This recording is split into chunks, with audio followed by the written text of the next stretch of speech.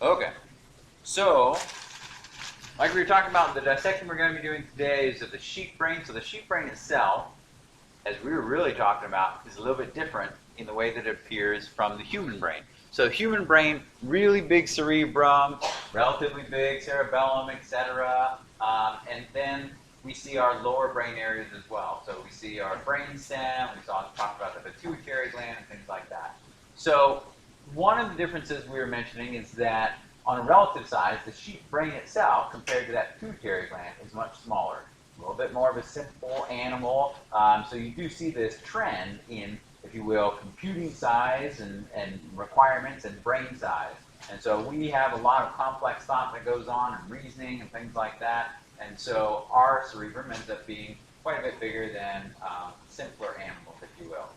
The other thing that we're going to notice is that with the sheep brain, it's going to be oriented differently than ours because, of course, we primarily, when we're talking about anatomical position, we're in the vertical, right? Whereas the sheep is in the horizontal. And so when we look at the way that brainstem and the spinal cord connect to the brain, for ours, it comes up, right, almost like a flower stem or something like that, and then we see the higher brain areas coming off of that. Meanwhile, in the sheep brain, we're going to see that brainstem come across, and it's going to go right along the cerebellum, and it's going to go down towards the spinal cord that's going to be oriented, like we said, in the horizontal. So there's a little bit of a skew in terms of the way that these structures are laid out as well that we have to get used to. Okay, so we're not going to be doing all of the different brain areas. We're going to be doing, like the muscles, we're going to be doing a sampling of particular brain areas, and you'll need to know a function for each. I'll also go through some of the structures associated with the brain, like we talked about, like some of the different membranes and things like that. Let me switch over, not to that, to this. There we go.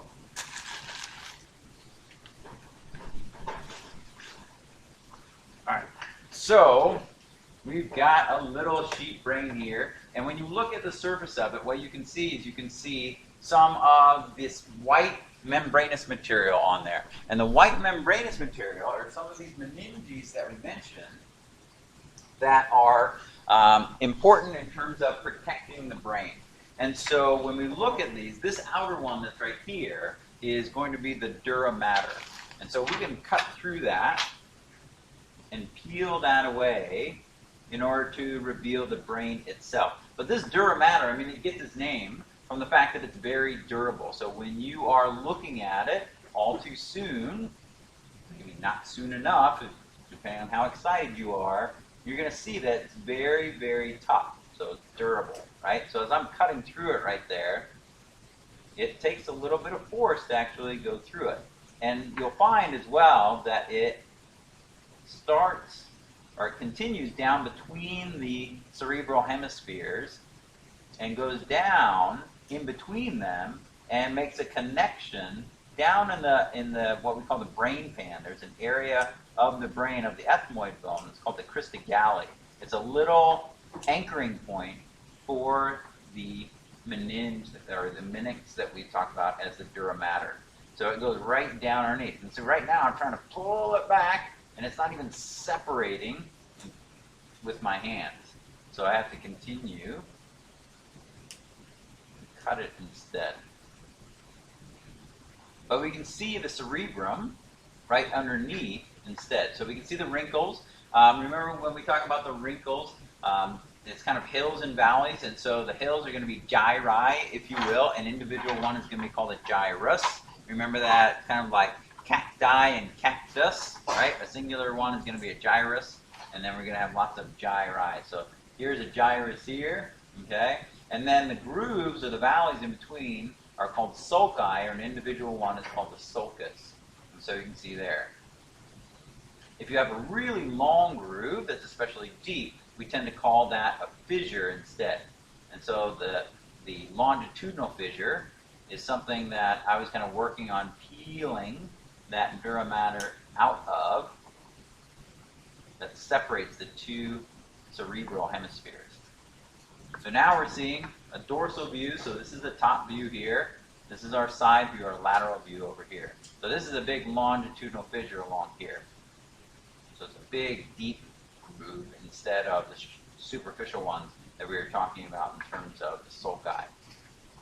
Okay, some of the things we can see on the inferior surface, there seems to be a lot going on here to be sure. There are a lot of nerves that are entering and exiting the brain on the inferior surface, and so that's what we're seeing here. So these white structures that we see poking out at different angles, those are going to be different nerves. Now, over here, what we have out here is different types of connective tissue and fat. Some of these actually are going to be paraocular fat because the eyes are going to be right up at the top, right up here. And so this isn't neural tissue. There may be some neural tissue embedded within it, but for the most part, it's going to be fat. Now, the difference when you're looking at it is you can see the difference between, for instance, nerve, which is very well formed and stiff, like in my fingers right here, and then fat is a little bit lighter, it's a little bit more jelly-like, etc.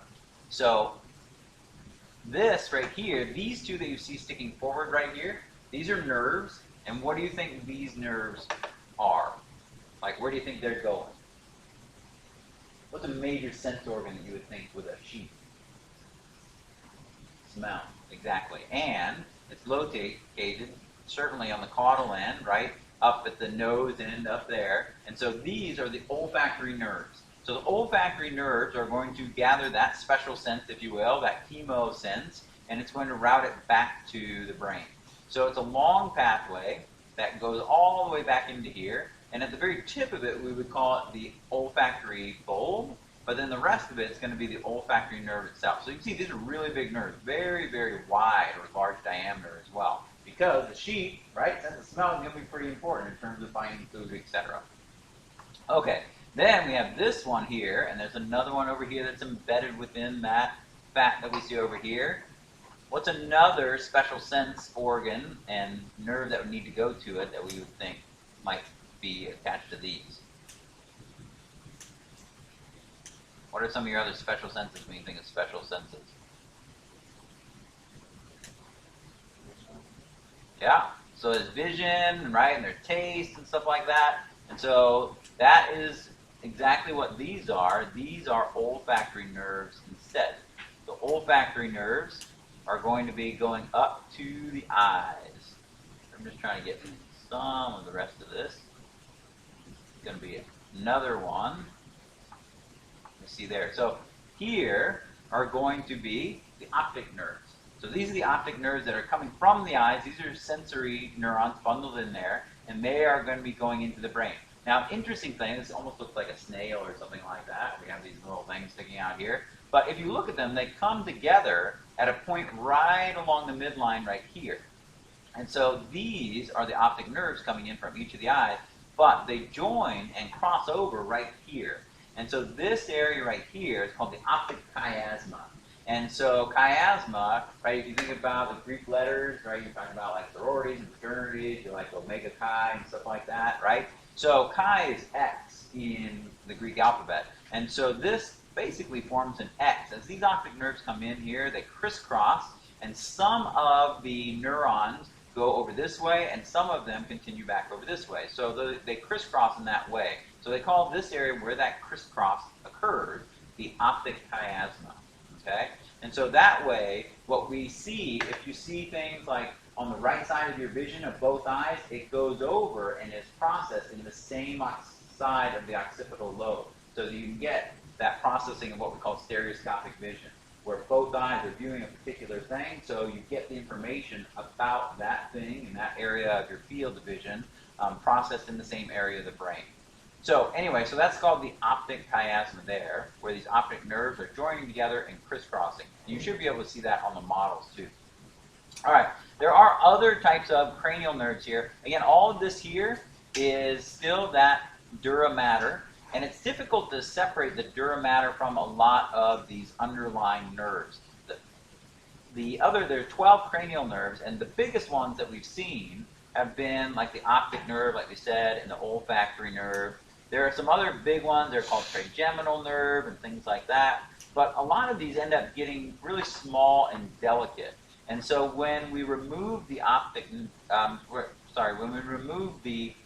dura mater down here, a lot of the nerves tend to come with it. Like here's a big one over here, but notice that there is this kind of hump right here on the inferior surface as well. So this hump right here is that pituitary gland that we were talking about. So that's also embedded within here. Now the other thing that we'll see, just while we're viewing the underside here, the inferior side, this is going to be our brainstem through here. So you can see it's a little bit wider diameter compared to the spinal cord that we see down here. Okay, so we'll take a look at that too. Okay, now when we look at the cerebrum, remember we have our different lobes of the cerebrum we need to know. They're just like our lobes. So it's going to be frontal lobe, right? Parietal lobe high on the sides, temporal lobe on lateral sides, and then occipital lobe way in the back.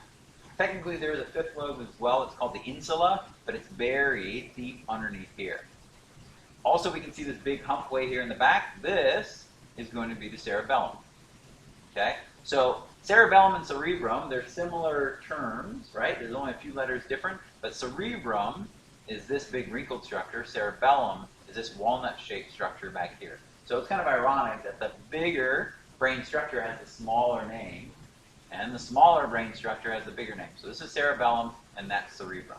The other thing that I wanted to point out while we were looking at the lateral side before I make the cut is that we peeled off the dura mater, like we said, this leathery type of piece here, and underneath this is called the arachnoid matter. That's the middle one. It's got little extensions that somebody once upon a time thought they looked like spider legs, so that's where it gets its name of arachnid. But there's a third one that's like saran wrap. It's called the pia mater. This is a very delicate one that's right on the surface of the brain itself.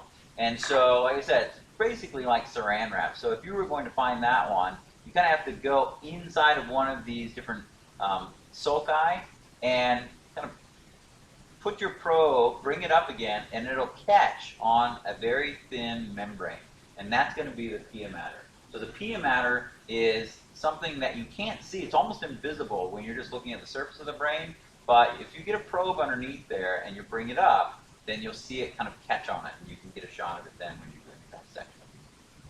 Okay, so let's get in a little bit deeper into the brain. So I'm going to go and I'm going to do a cut along the mid-sagittal plane. So mid-sagittal, right, it's going to divide it into left and right sides.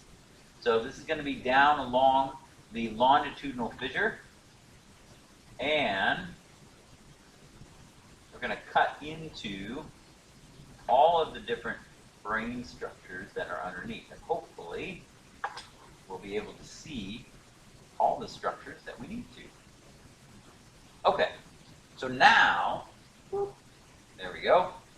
We've got a mid-sagittal view. This is a similar view that to what you've been seeing in the human brain models, as well as the pictures of the sheep brain in the lab manual. So again, here's cerebrum up here.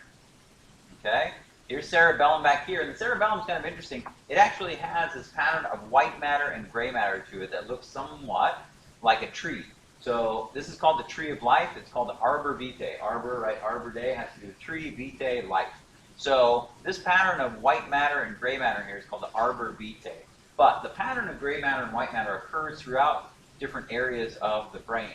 And what we have is the white matter is where we have myelinated axons. So myelinated axon is where they have this fatty sheath or insulation on them, and it allows them to conduct impulses faster. So oftentimes what we find is in the brain, we're going to find white matter towards the inside, and we'll see that in the cerebrum as well, and then we're going to find gray matter towards the outside. Because the gray matter is still neurons, but it's unmyelinated neurons. They're communicating on relatively short distances. We don't have to worry about their conduction speed as much. And so the gray matter is where we do a lot of the processing, the thinking, if you will. And the white matter is once we've decided, okay, this is what we're going to do, this is where the myelinated or insulated neurons from sensory neurons coming up, or motor neurons, the response neurons going out. These are the superhighways, if you will. So we need these myelinated. So that's why we see them as white there. Okay, and we see it, similarly as we look through the brainstem here. So here's the brainstem again. And again, the anterior bulge is called the pons. Then we have the medulla oblongata down beneath, inferior to that, or in this case caudal, down towards the tail. And then we go into the spinal cord. When we look up here, we see this kind of white comma-shaped or ear-shaped structure. This is called the corpus callosum. And the corpus callosum is there to allow communication between the two cerebral hemispheres. So there is some redundancy between the cerebral hemispheres. The frontal lobes are a lot of motor functions. The occipital lobes are for processing, vision, etc.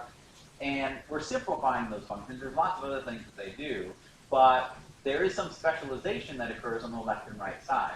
So like we were talking about in terms of the sensory and motor homunculus, like sensory information from one side of the body goes to the other side of the cerebral hemisphere for processing in that parietal lobe.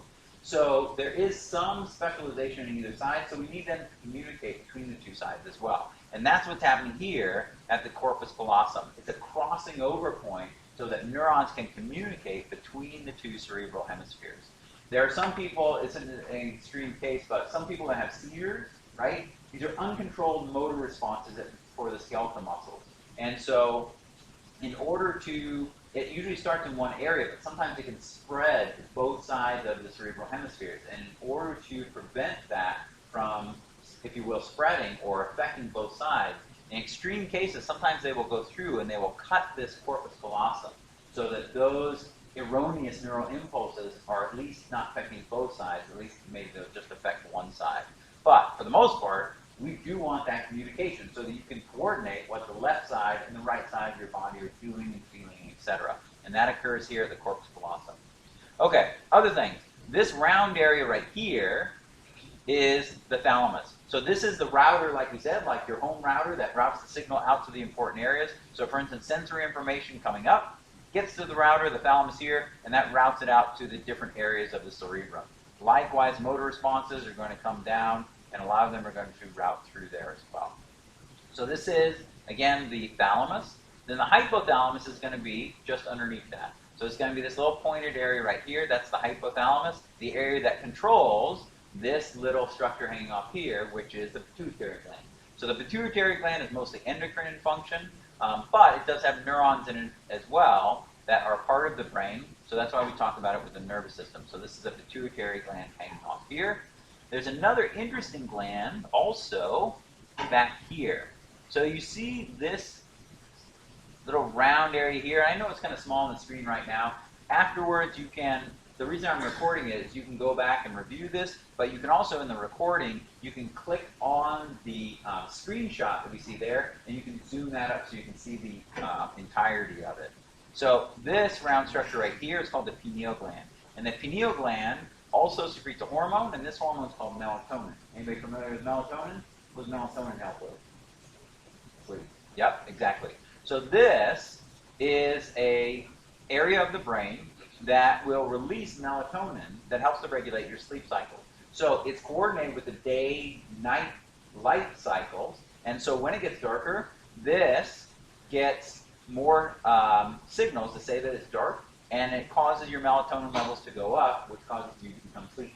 And you guys are like, wow, it's kind of bright right now. Why am I getting sleepy right now? Well, it's still morning time. There's a lot of things that have to do with how sleepy you are. But for the most part, in terms of keeping your daily activity patterns in sync with the day and night cycle, it has to do with this pineal gland here. So melatonin levels go up at night, and then they go down during the day. So when you start getting those light stimuli going to it, it then decreases the amount of melatonin, which is supposed to make you a little bit more awake. So if you're flying or something like that, or you're working the night shift or something, sometimes people will take melatonin at the times when they want to be sleeping or when they should be sleeping to try to, again, sync their cycle with their activity cycle. But the natural cycle is that in the dark, you'll get increase in melatonin, and during the light, it'll go down again. But that's your pineal gland there, and it receives signals from certain receptors inside of the eye. And next week we'll talk about special senses. We'll talk about the eye. We'll learn about these photoreceptors that are the rods and cones. But interestingly enough, it's not the rods and cones that are sending the signal to the pineal gland. There's another set of photoreceptors in there that they only discovered like about 10 or 15 years ago. And those are the ones that are sending the signal to the pineal gland to let it know whether it's light or dark outside. Okay, so pineal gland there, pituitary gland there. Other things, we can see a little bit of the optic chiasma right there as well. So again, that was that X, if you will, that connection where the nerve pathways from the eye are going to be crossing over. So we can see that there in side view. Okay? All right. So I think for the most part, those are the different structures we need to know. So it's cerebrum with our different areas of the cerebrum. It is olfactory nerve. It is optic nerve with the optic chiasma. It is the pituitary gland down here with the hypothalamus on top of it, with the thalamus on top of that. It's the corpus callosum, our connection point between the two cerebral hemispheres that we see here. The pineal gland, which is hanging off back here. The cerebellum, which is coordinating skeletal muscle activity down here, giving you balance, etc. And then we have the three areas of the brainstem, of which you need to know the big anterior bulge, which is going to be the pons, and then the medulla oblongata, which is down below that. Okay? Now, let me just do a quick other cut that will show you some of the ventricles like I was talking about. So what I'm going to do is I'm going to do a cut across this way. So if I'm doing a cut across this way, what's the name of this cut that I'm doing?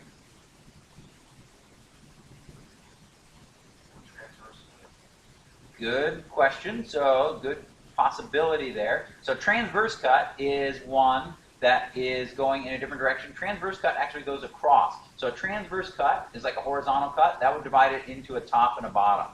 So this one is going to be a coronal cut. And so a coronal or a frontal cut divides it into, frontal, sometimes you think of it a little bit easier that way, divides it into a front and a back. Okay? Corona is like the sun, corona of the sun.